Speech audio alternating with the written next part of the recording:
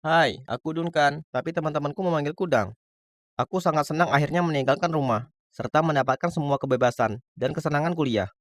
Aku beruntung punya teman sekamar yang keren, bernama Andi.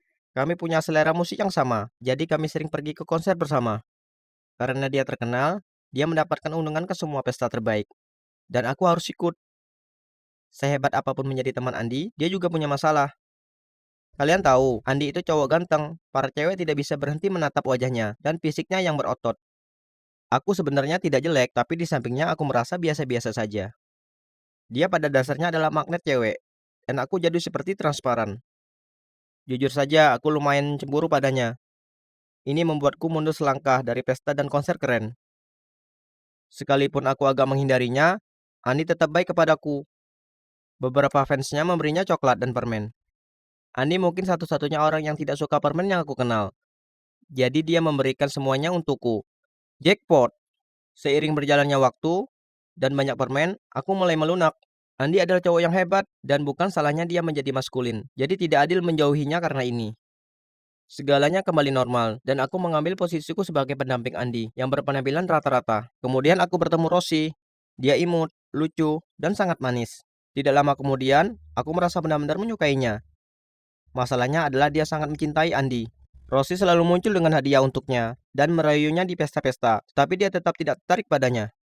Suatu kali di sebuah pesta, aku melihatnya duduk sendirian di luar.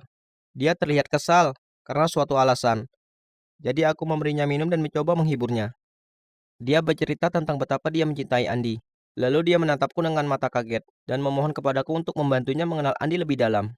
Ini menyebalkan, tapi aku tidak bisa memberitahu Rosie kalau aku sangat menyukainya. Setidaknya, membantunya berarti aku bisa menghabiskan lebih banyak waktu dengannya. Rosie dan aku jadi lebih sering bertemu, dan sebaliknya, Andi juga sering bersama kami.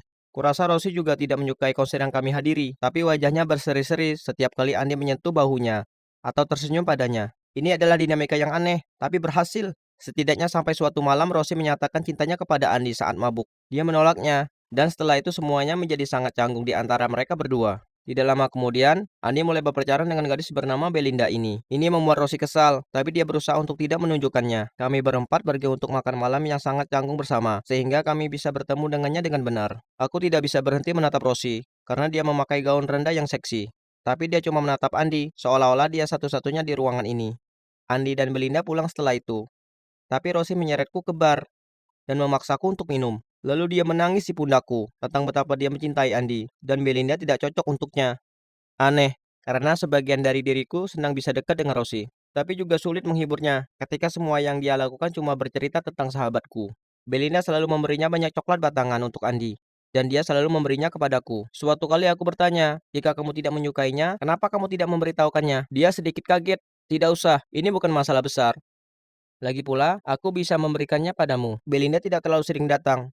Bahkan, Andi sepertinya tidak menghabiskan banyak waktu dengannya sama sekali. Hal ini tidak luput dari perhatian Rosie, yang menganggap hubungan mereka agak aneh. Andi menyimpan nomor telepon Belinda dengan namanya. Tidak ada yang spesial. Apalagi ketika mereka berjalan di sekitar kampus. Setidaknya, sampai siapapun yang mereka kenal melihat mereka, lalu mereka langsung saling mendekat. Rosie menyadari bahwa hubungan mereka palsu, dan dia melakukannya hanya untuk membuatnya cemburu. Aku tidak yakin apa aku percaya ini atau tidak, tapi kurasa ini masuk akal. Aku berharap Andi dan Belinda putus, tapi ternyata tidak. Di akhir kuliah, mereka masih berpacaran. Ini membuat Rosie kesal. Sementara itu, Rosie pacaran dengan beberapa cowok, tapi semuanya berakhir dengan perpisahan yang buruk, dan selalu aku yang berada di sana untuk menghiburnya. Suatu kali, dia kesal dan minum terlalu banyak, lalu berkata bahwa dia pasti orang yang sangat jelek. Aku tertawa dan bilang kalau itu tidak masuk akal, karena dia tidak sadar betapa cantiknya dia. Dia mendekat ke arahku, dan selama beberapa detik, aku benar-benar mengira dia akan menciumku. Tapi kemudian dia memalingkan muka, dan berkata, "Dang, kamu cowok paling manis." Mungkin jika kita berdua masih jomblo setelah lulus, kita bisa pacaran. Aku terpaksa tersenyum. Aku tidak menganggap serius apa yang dia katakan, karena dia sangat mabuk, dan mungkin bahkan tidak ingat pernah mengatakannya. Dia pingsan, dan aku harus membawanya pulang, di mana aku harus menjelaskan kepada tiga kelompok orang yang berbeda, karena dia itu temanku, dan aku tidak sedang berusaha menculiknya. Setelah itu aku berusaha menjaga jarak dengannya. Hatiku sudah tidak tahan lagi. Di pesta kelulusan perpisahan kami, Rosie datang dan mengucapkan selamat tinggal padaku. Sebelum dia pergi, dia mencium pipiku dan berkata, "Sepertinya kita berdua masih single. Telepon aku kapan-kapan." Lalu dia mengedipkan mata padaku. Jadi, ternyata dia ingat apa yang dia katakan padaku. Dan dia serius. Pada hari terakhir kami di tempat kami, Ani memberiku sebatang coklat. Aku dengan bercanda mengatakan kepadanya, kamu harus mulai belajar memakannya, karena mulai besok aku tidak akan di sini untuk membantumu. Dia menghela napas sambil berpikir, lalu duduk. Sebenarnya, aku suka permen, tapi aku memberikannya padamu karena kamu menyukainya. Dan aku mencintaimu. Aku mencintaimu sejak pertama kali kita bertemu. Aku mencoba menyingkirkan perasaan itu, tapi sepertinya tidak berhasil. Aku tahu kamu menyukai Rosie. Itu sebabnya aku membuat hubungan palsu, agar kamu punya kesempatan bersamanya. Maaf sudah menjatuhkan bom ini padamu, tapi aku harus melepaskannya sebelum kita berpisah. aku menatapnya dengan ekspresi bingung di wajahku. Awalnya, aku kira dia cuma bercanda, tapi kemudian aku sadar kalau dia sangat serius selama ini, dan aku tidak tahu bagaimana perasaannya yang sebenarnya. Jadi sekarang Rosie dan Andi menyukaiku. Apa yang sedang terjadi?